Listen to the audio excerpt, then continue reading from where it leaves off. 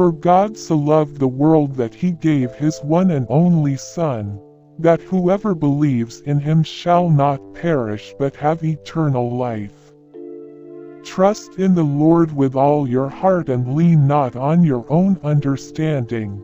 In all your ways submit to him, and he will make your paths straight. The Lord is my shepherd, I lack nothing. He makes me lie down in green pastures. He leads me beside quiet waters. He refreshes my soul. I can do all things through Christ who strengthens me. Therefore, if anyone is in Christ, the new creation has come. The old has gone, the new is here. And we know that in all things God works for the good of those who love him, who have been called according to his purpose. Be strong and courageous. Do not be afraid or terrified because of them, for the Lord your God goes with you. He will never leave you nor forsake you.